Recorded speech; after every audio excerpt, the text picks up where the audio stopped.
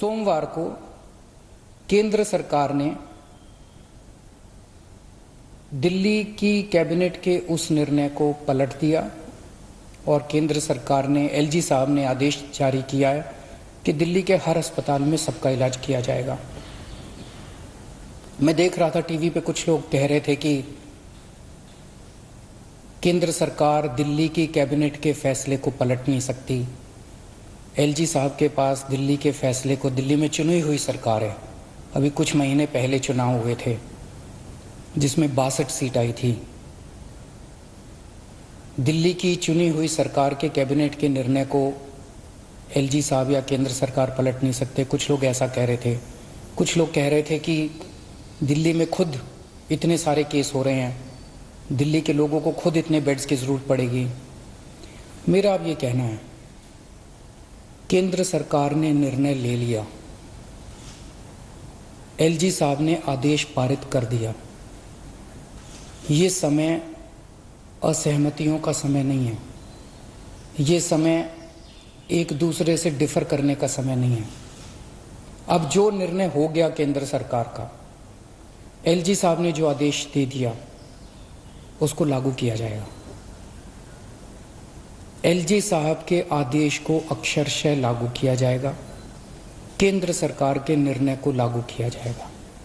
अब इस पे कोई असहमति नहीं करनी, अब इस पे कोई वाद विवाद नहीं करना, अब इस पे कोई लड़ाई झगड़ा नहीं करना। ये सब लोग, मैं जितने सरकार के अंदर भी हैं, जितने पार्टी के लोग हैं, मैं सबको मैसेज देना चाहता हूं कि एलजी साहब के आदेश को लागू किया जाएगा, केंद्र सरकार के निर्णय को लागू किया जाएगा। चुनौती है, बहुत बड़ी चुनौती है, अभूतपूर्व चुनौती है। जैसा मैंने कहा, 15 जुलाई को दिल्ली में 33,000 बेड्स की जरूरत पड़ेगी दिल्ली वालों के लिए। 31 जुलाई को 80,000 बेड्स की जरूरत पड़ेगी। बाहर से कितने लोगों के आने की उम्मीद है? मोटे मोटे तौर पे देखें तो दिल्ली के अस्पतालों में जब कोरोना नहीं था, नॉर्मल टाइम में दिल्ली के अस्पतालों में 50% लोग दिल्ली के बाहर से आके इलाज कराते हैं। तो अगर वो अभी माना जाए तो जितने बेड्स हमें दिल्ली के लोगों के लिए चाहिए, उतने ही बेड हमें दिल्ली से बाहर से आने वाले मरीजों के लिए, हमारे भाई बहनों के लिए चाहिए होंगे। तो 15 जुलाई को दिल्ली के वालों के लिए 33,000 बेड चाहिए, तो सारे मिला के बाहर वाले भी अगर मिलाएंगे तो 65,000 बेड्स की जरूरत पड़ेगी। और 31 जुलाई को 80,000 बेड अगर दिल्ली वालों के लिए चाहिए तो लगभग 1.5 लाख टोटल बेड्स की ज़रूरत पड़ेगी।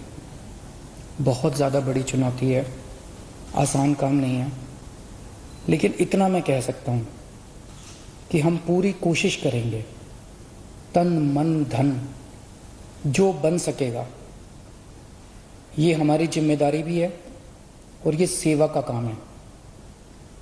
मैं खुद निकलूँगा, कल से परसों से मैं खुद ज़मीन पे उतरूँगा, मैं खुद जाके स्टेडियम्स को, बैंक्वेट हॉल्स को, होटल्स को तैयार करवाएंगे। हम लोग जितना ज़्यादा से ज़्यादा हो सकेगा हम कोशिश करेंगे। मैं बस इतना कह सकता हूँ कि हमारी कोशिशों के अंदर ईमानदार कोशिश होगी और पूरी कोशिश होगी, कोई कमी नहीं होगी। लेकिन ये विपदा इतनी बड़ी है, ये मुसीबत इतनी बड़ी है, मानव जाति के इतिहास में शायद इतनी बड़ी विपदा कभी नहीं आई। हमारे काम में 100 कमियां रह सकती हैं, लेकिन हमारी नीयत में और हमारी कोशिश में आपको कमी नज़र नहीं आएगी। मैं पड़ोसी राज्यों से भी, वहाँ की सरकारों से भी निवेदन करता हूँ, अपील करता हूँ कि वहाँ समुचित व्यवस्था करें अपने अपने बेड्स के लिए और मरीजों के लिए। कर भी रहे होंगे, मैं किसी को दोष नहीं निकालना चाहता, कर भी रहे होंगे ताकि कम से कम लोगों को दिल्ली आने की ज़रूरत पड़े। इस दौरान मैं देख रहा था कि मीडिया वाले बहुत अच्छा काम कर रहे हैं। मैं मीडिया को सैल्यूट करना चाहता हूँ, मैं मीडिया को साधुवाद, धन्यवाद देना चाहता हूँ। आपने हमारी जो कमियां रह जाती हैं, आप रोज़ हमारी कमियां बताते हैं और वो कमियां हमें सीखने का एक मौका देती हैं। आपने हमारे ऐप में इतनी सारी कमियां बताई, उन कमियों को पिछले 1 हफ्ते के अंदर हमने काफ़ी दूर किया है। अभी भी कुछ कमियां हो सकती हैं, आप प्लीज़ हमें ज़रूर बताइएगा। काफ़ी कमियों को ऐप में दूर किया, लेकिन अभी भी जो कमियां हो हमें ज़रूर बताइएगा। मैं देखता हूं कि